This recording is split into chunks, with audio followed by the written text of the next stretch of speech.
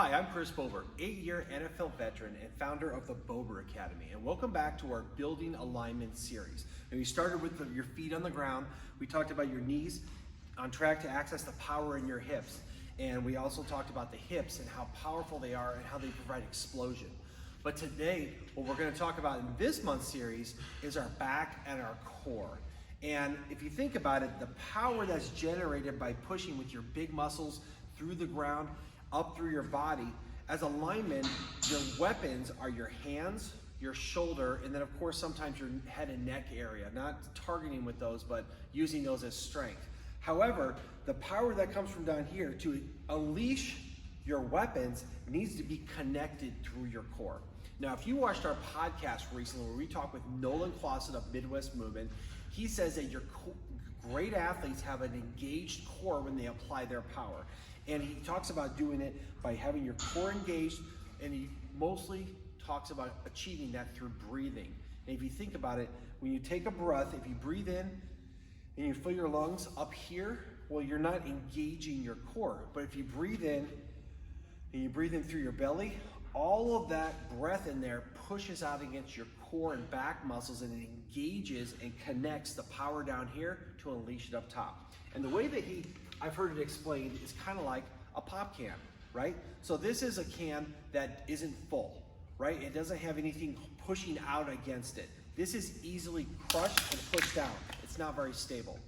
Now this can is totally full, right? It's got, you can think of this as like the air inside your belly. And when it pushes out, I can't push on it, and it's solid. I can't push this down. This is connected to this because it's filled up inside. That's the basic concept of engaging your core. So today I want to talk about why this is important for an offensive lineman, right? We already know that your power that comes from here needs to be unleashed through your weapons, connected through your core. And this is very applicable by understanding engaged core and your spine position, because if you breathing through your lungs, my back automatically arches. I call that a negative spine angle, right? I am not putting pressure on here, and I don't have any connection in through here. Well, how does this apply to football? Okay, in the run game, when I teach my guys to step and strike, what I see a lot of coaches teaching out there is to pop your hips. And you see what I did there, my back went up, and I put myself in either a neutral or a negative spine angle. Well, then I lost all of this connection, and all my power comes from here when I strike. You don't have any access to this power.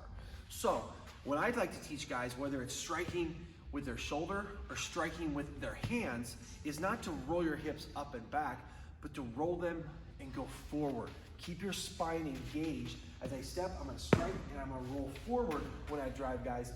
What I don't wanna see you doing is striking and put your head back, right? That just puts you in a negative spine angle and loses this connection.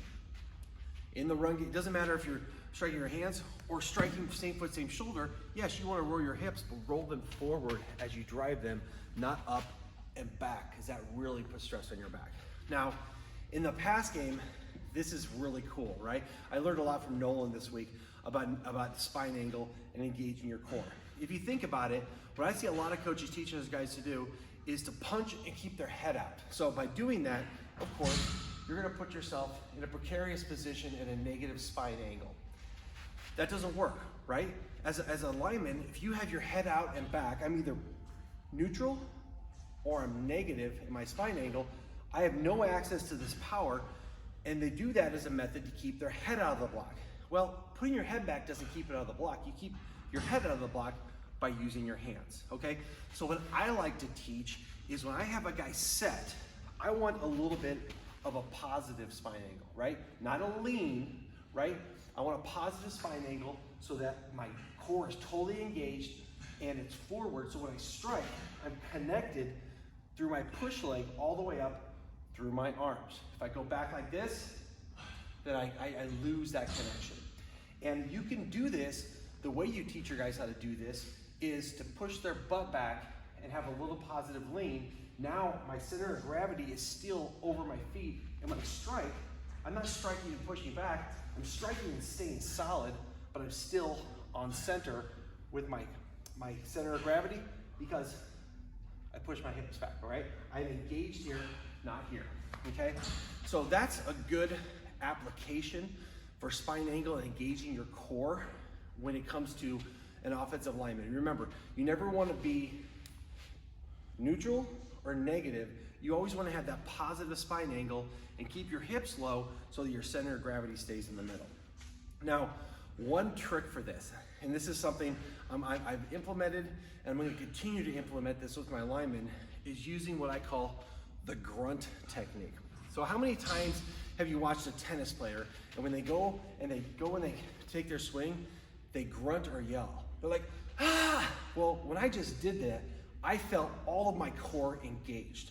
Like, try coughing, right? When I did that, I'm engaged. So I like to teach my guys where they go and they step and they strike a guy to grunt, like, like when I did that, I felt everything engaged and I felt my power come up through my legs and out through my weapons. Same thing in the pass game, right? When I step, when I did that, you see, now my core is engaged, my hips are connected to my weapons up top. So try that out. Teach your guys how to grunt. Now, here's how you know if you're doing it wrong, right? If you go to step and you put your head back and you grunt, I actually tried to grunt there and I lost my voice because my diaphragm is being sucked up into my lungs, not pushed down and engaged with my core. So step, strike like that, step, strike like that. I'm going forward. I can't not engage my core if I'm grunting when I'm striking. So there's a little bit of a tip for you. So remember, your core needs to be engaged. It needs to be in the proper alignment so you don't put stress on your back and so that you can use the power in your lower body and connect it up through your core, out through your weapons when you strike as an offensive lineman. So go out and try those things. Remember, do not try to keep your head back by arching back. That's a horrible position to be in. Guys are gonna get hurt. Positive spine angle, grunt when you strike. Go out and use those to dominate on the gridiron.